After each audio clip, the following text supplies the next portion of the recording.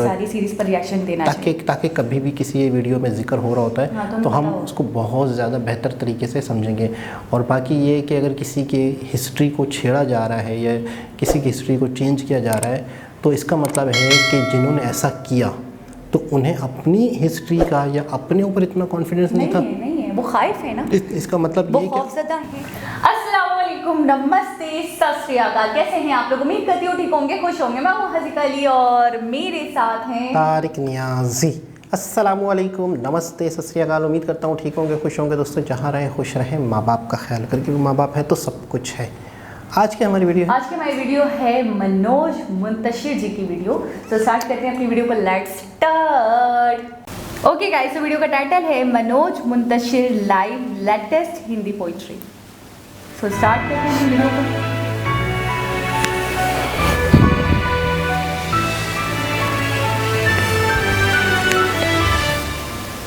दुनिया के किसी भी हिस्से की, किसी भी कालखंड की कहानी उठाकर देखिए। जब भी कोई आक्रमणकारी किसी दूसरे राज्य या देश पर आक्रमण करता है तो सबसे पहले उनके ग्रंथ नष्ट कर देता है, क्योंकि मनुष्यता को तब तक दास नहीं बनाया जा सकता जब तक उसकी संस्कृति स्वतंत्र है। जब तक जड़ें जीवित हैं, डालियां काटने से कुछ नहीं होगा। एक कट जाएंगी तो 100 वापस आ जाएंगी। कॉलोनियल पावर्स ये बात अच्छी तरह समझते हैं, इसीलिए पहला हमला किताबों पे होता है। किताबें जला देना अपराध है, लेकिन उससे भी बड़ा अपराध क्या है जानते हैं? किताबों में कुछ अशोभनीय और असत्य से भरे हुए पन्ने, कुछ प्रसंग जोड़कर उनकी पवित्रता को खंडित कर देना। श्री वाल्मीकि रामायण के साथ भी षड्यंत्र हुआ है। मैं श्री राम का भक्त हूँ, आप भी जरूर होंगे, लेकिन आज ये वीडियो मैं भक्ति के आधार पर नहीं, तर्क शक्ति के आधार पर बना रहा हूँ। आज मैं और आप मिलकर ये समझने का प्रयास करेंगे कि क्या सचमुच श्री राम ने अपनी गर्भवती पत्नी देवी सीता को किसी के कहने पर निर्वासित किया था, वनवास दिया था। मेरा ये वीडियो कहीं सुनी बातों पर नहीं, सत्य की गहरी खोज और शोध पर टिका हुआ है। एक एक बात जो मैं इस वीडियो में कहने वाला हूँ वह सैकड़ों पुस्तकों का, ग्रंथों का निचोड़ है। मैं ये मानता हूँ कि मेरा ज्ञान सीमित है, लेकिन असीम से जुड़ने की प्यास है मुझ में, और इसीलिए मैं एक ऐसे ज्ञान वृक्ष की छाया में बैठ पाया जिसने मेरी शंकाओं का जड़ से निवारण किया, शास्त्रों से साक्ष्य जुटाकर, पुराणों से गवाही दिलवाकर मेरे प्रश्नों का उत्तर दिया। इस ज्ञान वृक्ष का नाम है पद्म विभूषण जगतगुरु स्वामी रामभद्राचार्य जी। स्वामी जी ने वर्षों की तपस्या और परिश्रम से ऐसे अकाट्य साक्ष्य जुटाए हैं जो भगवान राम के चरित्र पर लगी हुई कालिमा को सदा सदा के लिए धुल देंगे। मैं आपको आमंत्रित करता हूं, अपना सारा ध्यान, सारी चेतना, सारी ऊर्जा कुछ मिनटों के लिए मेरी ओर मोड़ दें। मैं अपने हर वीडियो के बारे में ये नहीं कहता, लेकिन ये वीडियो अमूल्य है, असाधारण है, दुर्लभ है। जबरदस्त। प्रचलित कथा ये है कि श्री राम ने रावण को मार दिया। वो अयोध्या लौटे और उनका राज्याभिषेक हुआ। फिर एक दिन एक धोबी उनके राज दरबार में आया। वो अपनी पत्नी को त्यागने पर तुला हुआ था। कारण उसकी पत्नी उसकी अनुमति के बिना 2 रातें घर से बाहर गुजार के आई थी। धोबी ने श्री राम से कहा कि मैं आप जैसा नहीं हूं कि पत्नी शत्रु के साथ रहकर आए फिर भी उसके चरित्र पर संदेह किए बिना उसे अपना लूं। ऐसा सुनकर श्री राम सोच में पड़ गए और अंततः प्रजा के सामने सही उदाहरण रखने के लिए उन्होंने सीता का त्याग कर दिया, उनको वन भेज दिया। यही कहानी हम बचपन से सुनते आ रहे हैं। गोस्वामी तुलसीदास ने मानस में भी ऐसा ही लिखा है। 80 के दशक में टीवी पर रामानंद सागर की जो रामायण दिखाई गई उसमें भी ऐसा ही दिखाया गया। जाहिर है जो बात इतनी बार दोहराई गई, इतनी बार सुनी गई, उस पर विश्वास ना करने का कोई कारण नहीं है। मैं भी वर्षों यही मानता रहा कि श्री राम ने माँ सीता को त्याग दिया और ये उनकी बहुत बड़ी भूल थी। स्त्री जाति के प्रति उनका अनादर था। वाल्मीकि रामायण और रामचरितमानस के अलावा भी रामायण के लगभग 300 अलग अलग रूप हैं। रंगनाथ रामायण, अध्यात्म रामायण, कुमुदेंदु रामायण, राम अवतार चरितम, भावार्थ रामायण, जगमोहन रामायण, कम रामायण और सभी एक ही कथा को अलग अलग तरह से अलग अलग घटनाओं के माध्यम से सुनाते हैं। कहीं कुछ लिखा हुआ है तो कहीं कुछ और। राम की कथा ही नहीं, पात्रों के चरित्र और घटनाओं का स्वरूप भी एक दूसरे से काफी अलग है। तो सवाल यह है कि प्रामाणिक किसे माना जाए, सही कौन सी रामायण है? महर्षि वाल्मीकि श्री राम के युग में हुए थे। उन्होंने राम कथा स्वयं देवर्षि नारद से सुनी और कई घटनाओं में वो खुद भी शामिल थे। बहुत कुछ उन्होंने अपनी आंखों से भी देखा था। तो रामायण का वो रूप जो वाल्मीकि ने लिखा वही प्रत्यक्षदर्शी है, वही सत्य है और इसमें किसी को कोई संदेह नहीं होना चाहिए। अब आते हैं सीता परित्याग की कथा पर।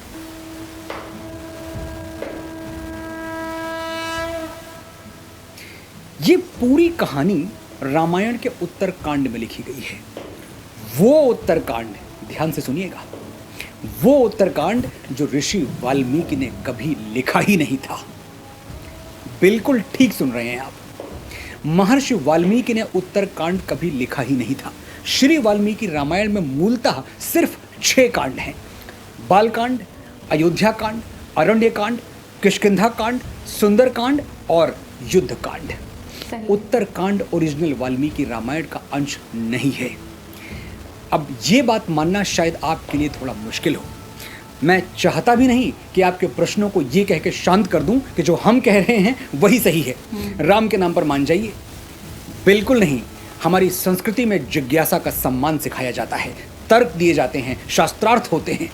हम डांट कर या डरा कर किसी को कुछ नहीं मनवाते। ऋषिपुत्र नचिकेता के प्रश्नों के उत्तर स्वयं यमराज ने दिए।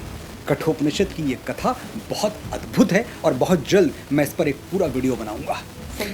श्रीमद् भगवद गीता में अर्जुन की शंकाओं का समाधान भगवान कृष्ण 18 अध्यायों तक करते रहे। अर्जुन किसी बच्चे की तरह बार बार एक ही प्रश्न पूछता रहा, सिर्फ शब्द अलग थे, लेकिन कृष्ण पूरे धैर्य के साथ अर्जुन को उत्तर देते रहे जब तक कि अर्जुन की शंका का समाधान नहीं हो गया।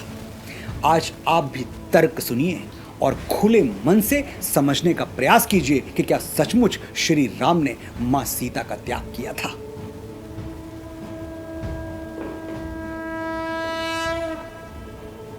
आपने अंग्रेजी के नॉवेल्स पढ़े होंगे। अक्सर वो समाप्त कैसे होते हैं? And they lived happily ever after. वो खुशी खुशी एक दूसरे के साथ रहने लगे। इसके बाद कहने के लिए कोई कहानी नहीं बचती। Happy ending. वाल्मीकि रामायण के युद्ध कांड का 128वां सर्ग कहता है, श्री राम राजा बन गए, विभीषण लंका चले गए, सुग्रीव किष्किंधा लौट गए, भरत सेनापति नियुक्त हो गए और इसके बाद श्लोक संख्या 95 से लेकर 106 तक हैप्पीली एवर आफ्टर का वर्णन है। कैसे श्री राम और सीता साथ रहते हुए खुशी खुशी अयोध्या पर राज करने लगे। श्लोक संख्या 106 के बाद क्या है? फलश्रुति। अब फलश्रुति क्या है? प्रथम वेद ऋग्वेद से लेकर जितने भी आस्तिक ग्रंथ रचे गए हैं उनके अंत में फलश्रुति लिखने की परंपरा है। फलश्रुति यानी सुनने का फल। ये कथा सुनने और सुनाने का क्या शुभ फल होगा। हनुमान चालीसा की फलश्रुति आपको जरूर याद होगी। जय जय जय हनुमान गोसाई, कृपा करहु गुरुदेव की नाई, जो सतबार पाठ कर कोई, छूटहि बंदी महासुख होई, जो यह पढ़े हनुमान चालीसा, होए सिद्ध साखी गौरीसा। यानी जो हनुमान चालीसा का पाठ करेगा उसके दुख समाप्त होंगे और सुख आरंभ हो जाएंगे।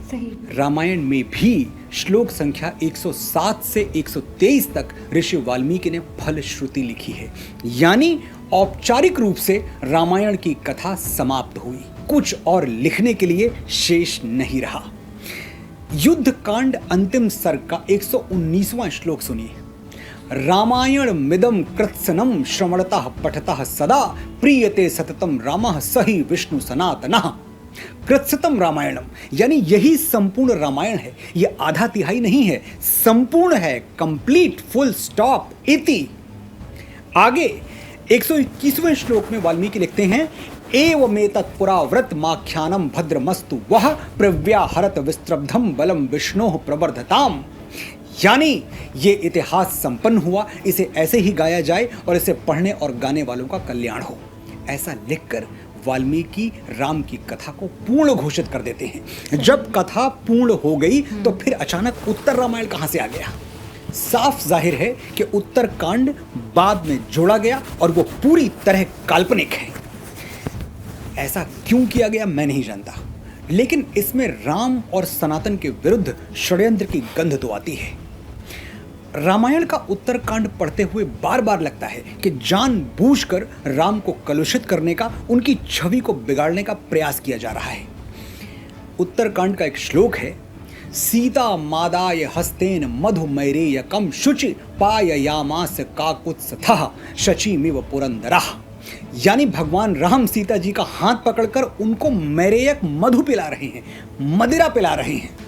पूरी रामायण में कहीं भी श्री राम मदिरा पीते हुए नहीं पाए गए और अचानक उत्तरकांड में वो सीता को मदिरा पिलाने लगे। क्या ये विश्वास करने योग्य है? यह श्लोक 42वें सर्ग से है। इसी सर्ग में आगे लिखा गया है, मनोभिरामा रामास्ता रामो रमयताम वरह रमयामास धर्मात्मा नित्यम परम भूषितः। यानी श्री राम वारांगनाओं को, वेश्याओं को प्रसन्न कर रहे हैं और उनका नृत्य देख रहे हैं। जो भगवान राम जीवन भर एक नारी व्रत धारण किए रहे, सीता के अलावा जिनके जीवन में किसी स्त्री की छाया तक नहीं मिलती, वो वेश्याओं का नृत्य देख रहे हैं। राम के चरित्र पर यह लांछन नहीं तो और क्या है? और ये लांछन महर्षि वाल्मीकि क्यों लगाएंगे, जो राम को विष्णु से भी बड़ा मानते हैं, उनको महाविष्णु कहते हैं। युद्ध कांड में वाल्मीकि राम को भ्रातृभि सहिता श्रीमान कह के संबोधित करते हैं। यानी श्री कौन है? देवी सीता। वो हमेशा राम के साथ रही, तभी वो श्रीमान कहलाए। हमेशा राम के साथ रही, ध्यान दीजिएगा।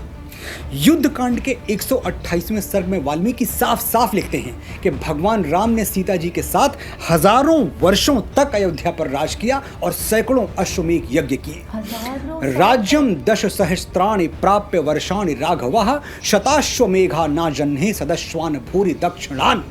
जब हजारों वर्षों तक राम सीता के साथ रहे तो वनवास कब दिया? लेकिन यह तो सच है कि अग्नि परीक्षा मां सीता ने दी थी, अयोध्या में नहीं, लंका में। सीता ने रावण वध के बाद अपने निष्कलंक सतीत्व का उदाहरण प्रस्तुत करने के लिए अग्नि परीक्षा दी थी, ना कि राम का संदेह दूर करने के लिए, क्योंकि राम को तो कभी अपनी सीता पर संदेह था ही नहीं। युद्ध कांड के 116वें सर्ग में सीता जी कहती हैं, यथा मे हृदयम नित्यम नाप सरपति राघवात तथा लोकस्य साक्षी माम सर्वतः पातु पावकः। यदि मेरा हृदय एक क्षण के लिए भी श्री राम से अलग नहीं रहा तो संपूर्ण लोगों के साक्षी अग्निदेव मेरी रक्षा करें। ये कहकर मां सीता अग्नि में प्रवेश कर गईं और ये अग्नि परीक्षा तीनों लोगों ने देखी। ददृशुस्ताम विशालाक्षीम पतनतीम हव्यवाहनम सीताम सर्वाणि रूपाणि रुक्म वेद निभाम तदा। यानी विशाल नेत्रों वाली सीता जी को अग्नि में प्रवेश करते हुए सर्वाणि रूपाणि ददृशु, संपूर्ण रूपवान व्यक्तियों ने देखा। यदि संपूर्ण व्यक्तियों ने, सबने देखा, तो क्या उस धोबी ने नहीं देखा होगा? सबने देखा कि सीता जी ने अग्नि में प्रवेश किया और उनकी साड़ी का एक सूत भी नहीं जला। देवता, गंधर्व, मानव, कोई ऐसा नहीं था जिसने सीता की अग्नि परीक्षा ना देखी हो, ऐसा वाल्मीकि ने स्पष्ट शब्दों में लिखा है। यानी मां सीता की पवित्रता में संदेह की कोई जगह ही नहीं छोड़ी गई, जो अयोध्या वापस लौटकर कोई उनके सतीत्व पर सवाल उठाए। अग्निदेव ने स्वयं प्रकट होकर श्री राम से कहा कि सीता में कोई पाप या दोष नहीं है, राम आप इन्हें स्वीकार करें। और भगवान राम ने अग्नि के सामने प्रतिज्ञा ली, विशुद्धा त्रिषु लोकेषु मैथिली जनकात्मजा न विहातुम मया शक्या कीर्तिरात्मवता यथा। हे अग्निदेव, मैं आपको वचन देता हूं कि जैसे एक यशस्वी व्यक्ति अपनी कीर्ति का त्याग नहीं करता, मैं जीवन भर सीता का त्याग नहीं करूंगा। राम सीता को अपनी कीर्ति मानते थे, इतना आदर देते थे। आप खुद सोचिए, अग्निदेव के सामने जीवन भर सीता के साथ रहने का वचन देने वाले राम क्या किसी के कहने पर उन्हें त्याग देंगे? वो राम जिनके लिए वचन का मूल्य प्राणों से बढ़कर था। रघुकुल रीति सदा चली आई, प्राण जाए पर वचन न जाई। जो अपने पिता के दिए हुए वचन का मान रखने के लिए राजपाट त्याग कर वनवासी बन जाते हैं, वो स्वयं अपने वचनों की रक्षा के लिए क्या नहीं कर सकते, ये सोचिए। मैंने अपनी बात साक्ष्यों, संदर्भों और सबूतों के साथ कह दी। अब आपको कहना है जब भी कोई सीता परित्याग को लेकर आपके सामने श्री राम के चरित्र पर प्रश्न उठाए, आपको कहना है कि ये झूठ है, छल है, धोखा है और आप इस कपट का सच जान चुके हैं। आपको कहना है कि श्री राम और सीता सिर्फ एक बार अलग हुए थे जब रावण ने मां सीता का हरण किया था। उसके बाद वो सदा सदा के लिए एक हो गए और हमेशा एक साथ रहे। ये कहना कठिन है कि उत्तर रामायण नाम का ये झूठ रचा किसने, इसका रचयिता कौन है, ये भ्रम फैलाया किसने। लेकिन शोध करने वाले मानते हैं कि लगभग 2500 साल पहले जब भारत भूमि पर कुछ और भी धर्म पनपने लगे, तब हमारे सनातन ग्रंथों के साथ बड़ी मात्रा में छेड़छाड़ हुई। लक्ष्य था सनातन को छोटा बताकर बाकी धर्मों को बड़ा करना, उनको स्थापित करना। एक सीमा तक ये षड्यंत्र सफल भी हुआ, लेकिन एक दिन हर झूठ से पर्दा उठता है। ये नया भारत है, इसके पांव धरती पर और आंखें आकाश पर हैं। ये भक्ति भी जानता है और तर्क शक्ति भी।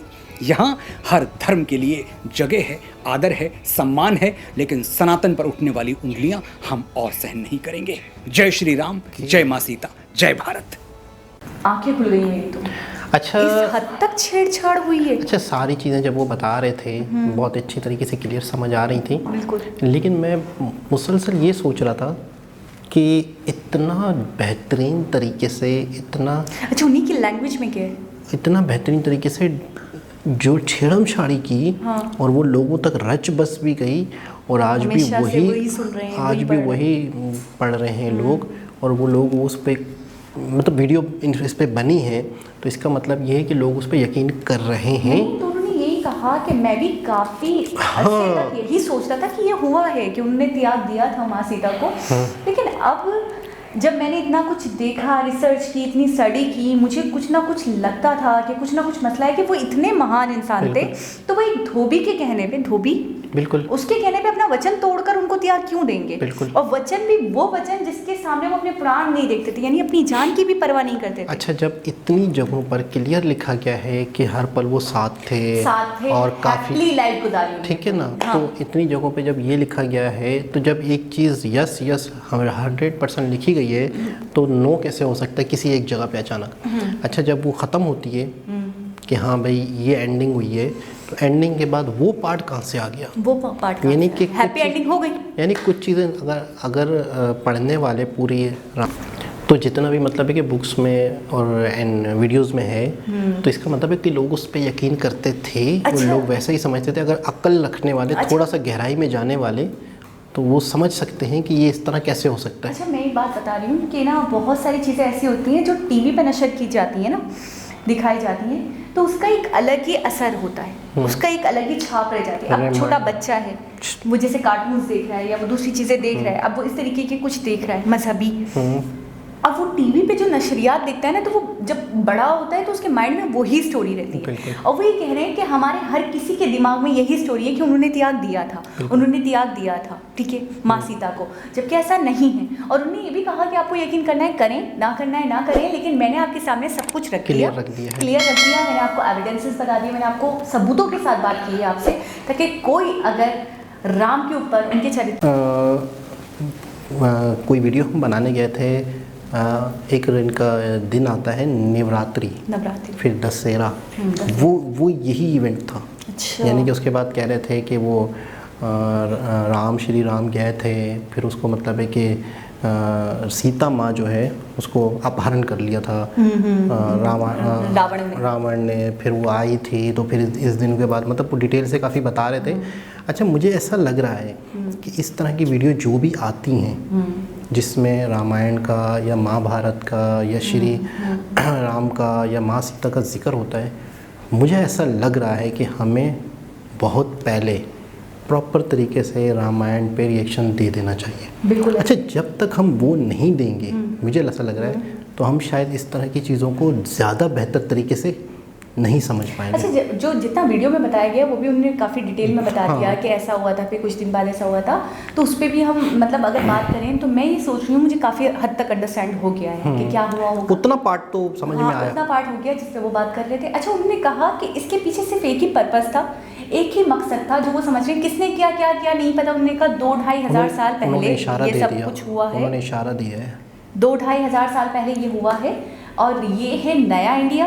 तो हमारे पाँव अगर ज़मीन पे है ना, तुम्हारी आंखें आकाश में है। तो हम मतलब बाल से कहने का मकसद ये है कि वो चीज़ों को ढूंढ लेते हैं, बिल्कुल क्या सही है क्या गलत है। और सच तो आप किसी से भी पूछो, हमारे बड़े बूढ़े भी कहते हुए दिखाई देते हैं भाई सच छुपता है ही नहीं। और उन्होंने झूठ बहुत जल्दी सामने आ जाता है, और सच जो होता है ना वो आपको पता चल ही जाता है। झूठ आप बोलते हो ना तो झूठ ज़्यादा दिन तक आप चल नहीं सकता, उसकी लॉन्ग लाइफ नहीं होती। और जो सच होता है वो भले 2 साल 3 साल 1000 साल बाद लेकिन आएगा आपके सामने। उन्होंने एक इशारा भी दिया था स्टार्टिंग में ही कि आप अगर किसी कौम को किसी को यानी कि नीचा दिखाने की करनी है अगर आपने, तो आप उनकी तालीम, उनकी बुक्स, उनकी जड़ें जो है या उनका जो तहज़ीब है या उनका जो इतिहास है उसको छेड़म छाड़ी कर लो। तो आपने ये भी देखा है हमने पिछली वीडियोस में कि प्रॉपर पूरी लाइब्रेरी जलाई गई थी, पूरी यूनिवर्सिटी जला दी गई थी ताकि इतिहास। मैं अभी भी अक्सर हम दोस्तों में बैठे होते तो मैं अभी भी सोचता हूँ कि आप उन बुक्स का अंदाज़ा लगाएं जो 3 महीने तक जलती रही और ख़त्म नहीं हुई थी। यानी 3 महीने तक वो लाइब्रेरी जलती रही। मतलब इतना ख़जाना था, इतना इल्म था, और एक बुक इतनी बेशकीमती। ये तो एक यूनिवर्सिटी थी, पता नहीं कितनी और यूनिवर्सिटीज़ होंगी, कितना और मतलब एक इल्म का ख़जाना होगा। ये एक जगह पे किताबें थे। कहीं ना कहीं पता नहीं क्यों अब मुझे ना बहुत स्ट्रॉन्ग फीलिंग्स आ रही हैं, बहुत गट फीलिंग्स आ रही हैं कि कहीं ना ये जो सनातन धर्म है इसको नीचा करने के लिए ना इन लोगों ने बहुत कुछ करा है, कोशिश करी। और उसमें से ये इनका एक स्टेप ये भी था कि छिड़म छाड़ी कर दें, मैनिपुलेट कर दें, आगे पीछे कर देंगे तो इससे इनका बैड इमेज पड़ेगा, इनका धर्म छोटा होगा कि इनके तो जाहिर सी बात है जब इनके भगवान के चरित्र पर उंगली उठेगी तो इनका धर्म छोटा हो जाएगा, तो फिर हम अपने आप को महान बता सकते हैं। जबकि ऐसा नहीं है। सनातन धर्म अपने आप में बहुत बड़ा धर्म है, बहुत पुराना धर्म है। तो मुझे लगता है शायद छेड़छाड़ी इसीलिए की गई होगी। बिल्कुल। और सनातन धर्म में भी बहुत सी बुनियादी चीज़ें हुई हैं कि एक खुदा की इबादत है, इंसानियत का एहतराम है, अच्छे कर्म वाला, अच्छा मतलब अच्छे कर्म करना ही अच्छाई है, मोरल वैल्यूज वही हैं, बड़ों का अदब, अगले जन्म में भी दोबारा ही अच्छी शक्ल में बंदा सामने आएगा और बुरा करने वाला हमेशा बुरा ही रहेगा। थोड़ा बहुत मतलब कभी कभार जैसे आप लोग वीडियो पे सजेशन करते हैं तो जाहिर सी बात है जब किसी चीज़ का उस वीडियो में इतनी डिटेल नहीं होती तो बाज़ दफ़ा हम अलग से भी देख रहे होते हैं। तो सनातन धर्म में भी एक गॉड की इबादत का जिक्र है कि आप एक खुदा की इबादत करें और प्रॉपर इंसानियत के हवाले से, अच्छाई के हवाले से। यानी कोई भी सनातन धर्म में ऐसी बात नहीं है जो किसी को नुकसान दे रही हो या किसी के लिए भी दुनिया में गलत हो। कोई भी ऐसी चीज़, कोई भी ऐसी बात नहीं है। तो बहरहाल ये है कि इस वीडियो के बाद मुझे बहुत ज़्यादा फील हुआ, तजस्सुस हो रहा है कि हमें रामायण पूरी देख लेनी चाहिए, प्रॉपर देखनी चाहिए इस तरह की सारी सीरीज़ पर रिएक्शन देना चाहिए ताकि कभी भी किसी वीडियो में जिक्र हो रहा होता है तो हम उसको बहुत ज़्यादा बेहतर तरीके से समझेंगे। और बाकी ये कि अगर किसी के हिस्ट्री को छेड़ा जा रहा है या किसी की हिस्ट्री को चेंज किया जा रहा है तो इसका मतलब है कि जिन्होंने ऐसा किया तो उन्हें अपनी हिस्ट्री का या अपने ऊपर इतना कॉन्फिडेंस नहीं था। वो खाइफ है ना, इसका मतलब वो खौफज़दा है। देखिए मुझसे ज़्यादा पावरफुल सामने वाला है तो मैं उसके साथ छेड़छाड़ी करूंगी ना उसकी चीज़ों में। बिल्कुल। जब मैं खुद को पावरफुल समझूंगी तो मैं करूंगी ही नहीं। तो ये है कि अगर आप वो तस्लीम कर रहे हैं कि इनका धर्म ज़्यादा पावरफुल है तो हमें कुछ ना कुछ करके इनको पिछाड़ना चाहिए। बिल्कुल। तो ये है कि जो भी है जिस दौर में हुआ सो गलत हुआ, और आज देखें गलत तो गलत ही आपने भी कहा कि झूठ होता है, गलत होता है, आज नहीं कल नहीं परसों समझ में आ ही जाता है। तो एक बहुत ही ज़बरदस्त वीडियो। बाकी इनका बोलने का अंदाज़, इनका जिस तरीके से ये डिटेल से बात बने रहते हैं इनकी वीडियो के साथ। मैं 1 मिनट 1 सेकंड के लिए ऐसा नहीं कि मेरा माइंड कहीं और हुआ, मैं बन गई थी। बिल्कुल ऐसा, ये बहुत खूबसूरत तरीके से बताते हैं और वीडियो मेरे ख्याल में बहुत ही ज़्यादा रिक्वेस्टेड थी, बहुत ही ज़्यादा इस पर सजेशन थी। तो खैर दोस्तों दोबारा किसी और वीडियो के साथ आपसे मुलाकात होगी, जब तक के लिए अल्लाह।